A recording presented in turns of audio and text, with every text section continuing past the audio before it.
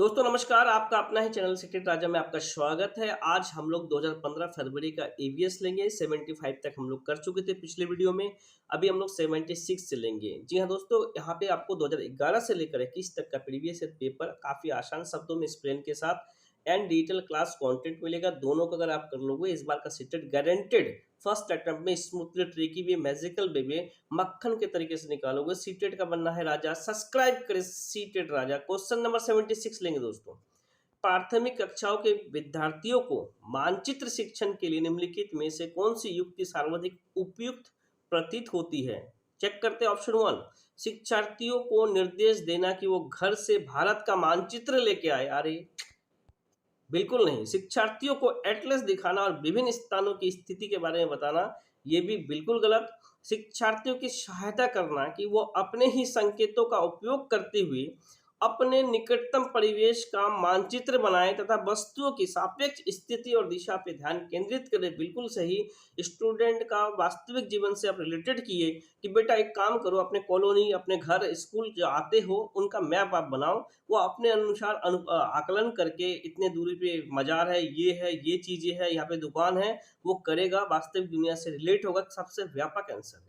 अध्यापक द्वारा सैमपट में मानचित्र बनाना तथा शिक्षार्थियों को विभिन्न स्थानों की स्थिति को बताने के लिए कहना, बिल्कुल गलत आंसर है। ऑप्शन 3 हमारा होता है सही।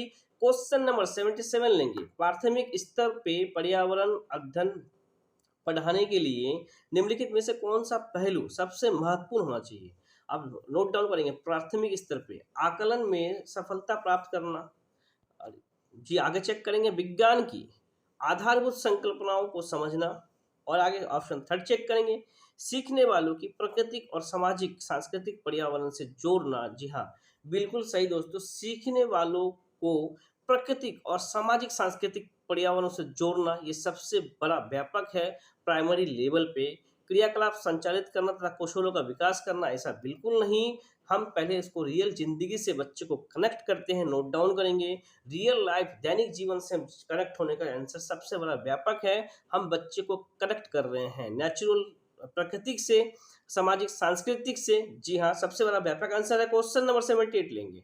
पर्यावरण अध्ययन के शिक्षण से उन प्रक्रिया आधारित कौशलों को बढ़ावा दिया जाना चाहिए जो पूछताछ आधारित प्रत्यक्ष अनुभव के केंद्र बिंदु है। निम्नलिखित में से कौन सा ऐसे कौशल नहीं है किंतु परंतु के अलावे प्रतिकूल?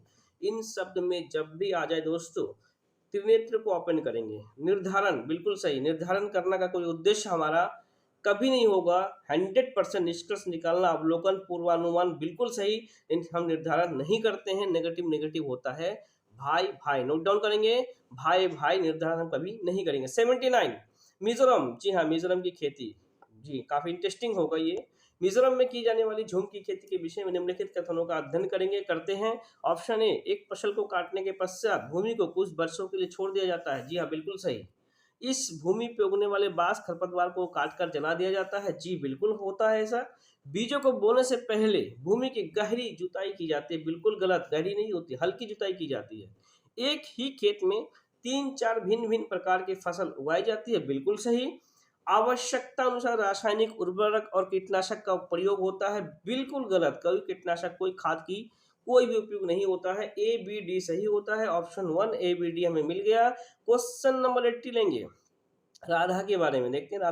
राधा विभिन्न प्रकार के यात्रा टिकटों का उपयोग कर ऐसे टिकटों का उपयोग से निम्नलिखित में से किस संकल्पना पर प्रभावपूर्ण ढंग से चर्चा की जा सकती है? अलग अलग साधनों से यात्रा करने पे यात्रा की लागत भिन्न भिन्न होती है। हाँ, ये पे तो हो सकता है, बिल्कुल सही। यात्रा की लागत उस वाहन द्वारा प्रयुक्त ईंधन पे निर्भर करता है। उस ईंधन पे डीजल से चल रहा है या पेट्रोल से। ठीक है, आगे चेक करते हैं। सार्वजनिक परिवहन से एक स्थान से दूसरे स्थान जाने के लिए हमें टिकट चाहिए। ये तो बिल्कुल सही है। बी से ज़्यादा सही तो सी है। आरक्षण प्रक्रिया की समझ, दोस्तों आरक्षण प्रक्रिया की समझ ये गलत है। आप ऑप्शन बी भी हमारा गलत है, क्योंकि आप ईंधन के ऊपर डिपेंड करते हैं कि डीजल से सस्ता होगा। तो काफ़ी आप ये भी चेक करते होंगे कि लोकल में जब आप ऑटो लेंगे तो 50 रुपये, और ट्रेन से 50 रुपये, कितने दूर आप जा रहे हैं, डीजल वो भी तो डीजल से ही चलती है। बिल्कुल गलत। ए और सी हमारा सही होता है, ऑप्शन 2। दोस्तों क्वेश्चन नंबर 81 लेंगे। यदि हम पक्षियों का अवलोकन करते हैं तो हम यह पाते हैं कि अधिकांश पक्षी अपने गर्दन अत्यधिक हिलाते हैं। इसका कारण क्या है? इनके कान ढके होते हैं और वो उड़ नहीं सकते, ऐसा बिल्कुल गलत है। पक्षियों के दो नेत्र आंखें होती है, बिल्कुल गलत है। तो दो नहीं होंगे तो चार होंगे क्या? ऑप्शन थ्री, इनके नेत्र दो भिन्न भिन्न वस्तुओं को एक ही समय पे फोकस कर सकता है, ये भी सही है, लेकिन गर्दन से रिलेटेड ये नहीं है। जी हाँ, अधिकांश पक्षियों के नेत्र स्थिर होते हैं और घूम नहीं सकते हैं, बिल्कुल सही, इसलिए वो गर्दन को घुमाते हैं। जी हाँ, और एक क्वेश्चन यहाँ से बनेगा, पूरा गर्दन घुमाने वाले पक्षी कौन है? तो उल्लू है। और उसमें एक टैगवर्ड अगर आ गया, एक झटके में गर्दन पीछे कौन करती है या आगे पीछे कौन करती है, तो हमारा हो जाएगा मैना। जी हाँ, 82 लेंगे। रीना आम पसंद करती है, वह इन्हें जाड़े के लिए संरक्षित करना चाहती है। ठीक है, आम पसंद करती है तो इन्हें ये कंज्यूम करके रखने वाली है। चलिए, बहुत अच्छी बात है। वह इन्हें संरक्षित करना चाहते हैं। निम्नलिखित में से कौन सा तरीका संरक्षण के लिए सर्वाधिक उपयुक्त है? बहुत बढ़िया। जूस तैयार करने के लिए और वायुरोधी डिब्बे में संचित करना। अरे जूस कितने दिन टिक जाएगा भाई? प्लास्टिक के थैले में रखना, कितना दिन रख लोगे आप इसे? रेफ्रिजरेटर से संचित करना मतलब फ्रिज में रखना, इससे क्या कर लोगे? आम अचार और आम के पापड़, बिल्कुल सही। अचार और आम के पापड़ आप बनाओगे, सालों साल आप खाओगे। जी हाँ। क्वेश्चन नंबर 83, निम्नलिखित में से वो कौन सा जानवर या जंतु है जिसके अग्रदांत हमेशा बढ़ते रहते हैं? जी, वो दांतों को बहुत अधिक लंबा न होने देने के लिए वस्तुओं को काटते और कुतरते रहते हैं। ये महाशय जो है वो है गिलहरी महाशय। हमेशा इनके दांत बढ़ते हैं लेकिन कुतर कुतर करके काटते हैं, इसी वजह से दांत उनका बैलेंस में होता है। छिपकली चूहा दिमाग, बिल्कुल नहीं। क्वेश्चन नंबर 84 लेंगे। कोई किसान उर्वरकों को कीटनाशक का अधिक उपयोग करके अपने खेतों के बार बार धान की फसल उगा रहा है, ऐसा करने से उसके खेती की मृदा क्या होगी? मतलब कोई किसान कीटनाशक बार बार यूज कर रहा है फसल उगाने के लिए, जुताई के लिए उपयुक्त बन जाएगी? बिल्कुल नहीं, बंजर हो जाएगी। बिल्कुल सही। बार बार अगर आप रासायनिक चीजों को दोगे तो मिट्टी तो बंजर ही होगी। अन्य फसल के लिए भी उपयुक्त बन जाएगी? बिल्कुल नहीं, केवल धान की फसल के लिए उपयोग होगी, ऐसा बिल्कुल नहीं। क्वेश्चन नंबर 85 लेंगे। केरल के निकटवर्ती राज्य, जी हाँ, केरल के दोस्तों, सीटेड एग्जाम से पहले आप अपना वॉलपेपर में एक मैप लगा लेना, इन सब का क्वेश्चंस स्मूथली आप कर लोगे। और मैं एक डिस्टेंस से रिलेटेड वीडियो बनाऊंगा जिसमें डिस्टेंस, किलोमीटर, सारा चीज बना दूंगा ट्रिक के साथ, चिंता ना करना। केरल के निकटवर्ती राज्य, केरल के निकटवर्ती राज्य दोस्तों, कर्नाटक और महाराष्ट्र। महाराष्ट्र कह लो, बिल्कुल नहीं। आंध्र प्रदेश और कर्नाटक दोस्तों, आंध्र प्रदेश और कर्नाटक केरल के सबसे निकटतम हैं। कर्नाटक और तमिलनाडु ये नहीं, तमिलनाडु और आंध्र प्रदेश दोस्तों, तमिलनाडु और आंध्र प्रदेश सबसे निकटतम है। ऑप्शन 4, तमिलनाडु और आंध्र प्रदेश सबसे निकटतम है। नोट डाउन करेंगे, कर्नाटक नहीं, तमिलनाडु।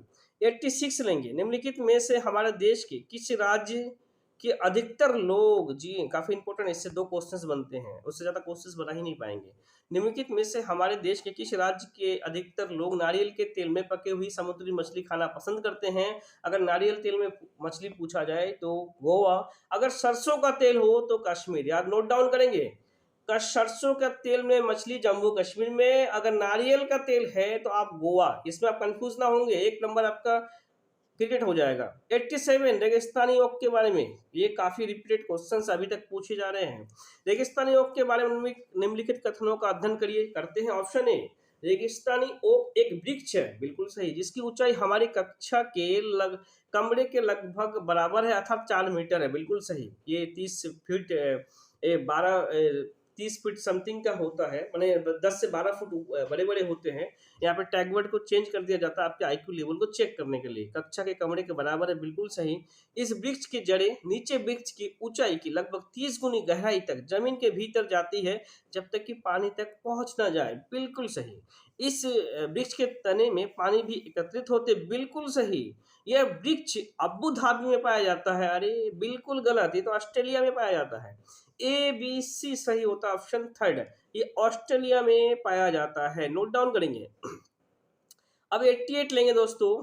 कोई व्यक्ति, ये डिस्टेंस से है दोस्तों, इस पे मैं एक वीडियो बना दूंगा अलग से, टाइम और डिस्टेंस पे और मैप पे, चिंता ना करें। क्वेश्चन नंबर 89 लेंगे। ऐसे भी अगर मैं शॉर्टकट पे आप करोगे तो मैं बता ही दूं, इसका 7:45 पे वो गई है, 4:15 अगले दिन तक, तो 7:45 से दिन के 12 बजे, और 12 बजे से रात के 12 बजे तक 12 घंटा, उसके बाद आप जब निकालोगे तो ये समथिंग 21 घंटा होगा। जी हाँ, 21 घंटा होगा, और चाल था 1140, दोनों को डिवाइड कर दोगे तो आपका आंसर आ जाएगा।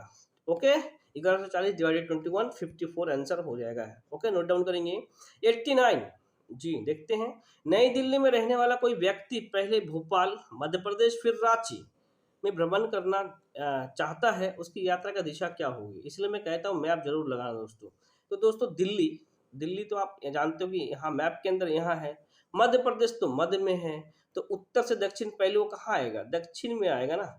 उसके बाद फिर वो झारखंड जाएगा, बिहार झारखंड इस साइड है, तो पहले वो नॉर्थ, सबसे पहले तो मैप में ऊपर नॉर्थ होता है, इतना तो आपको अंडरस्टूड होना चाहिए कि सबसे पहले ऊपर में नॉर्थ होता है। सबसे पहले क्या होता है? ऊपर, ऊपर की साइड नॉर्थ होता है, ये आप नोट डाउन कर लेंगे। तो सबसे पहले दिल्ली से नीचे आएगा, यानी कि उत्तर से दक्षिण, दक्षिण दिशा, फिर वो पश्चिम दिशा, नहीं दक्षिण दिशा, फिर वो पूर्व दिशा की ओर जाएगा, फिर वो दक्षिण दिशा और फिर पूर्व दिशा में। नोट डाउन करेंगे। क्वेश्चन नंबर 19 लेंगे। नीचे दिए गए सभी जानवरों में से निम्नलिखित में से कौन सी विशेषता पाई जाती है? क्या पाई जाती है भैया? देखें, छिपकली, गोरैया, कछुआ, सांप। जी हाँ, वो जहरीले होते हैं। अरे गोरैया भी जहरीला कब से होने लगा? बिल्कुल गलत। सांप तो जहरीला है। वो भूमि एवं जल दोनों में रह सकते हैं, तो भूमि और जल में, तो जल में भैया सांप और छिपकली भी रह लेंगे। बिल्कुल गलत। उनके शरीर सल्क से ढके होते हैं। अरे बिल्कुल गलत। वो अंडे देते हैं। जी हाँ। जिनके त्वचा पे बाल नहीं होते हैं, कान नहीं होते हैं, वो अंडे देते हैं। इन्हीं से सवाल था दोस्तों। 2011 से लेकर 21 तक का प्रीवियस ईयर का पेपर, डिजिटल क्लास कंटेंट दोनों को कर लोगे। इस बार का सीटेट स्मूथ, ट्रिकी वे, मैजिकल वे में निकलेगा। सीटेट का बनना है राजा। सब्सक्राइब करें सीटेट राजा। जय हिंद, जय भारत।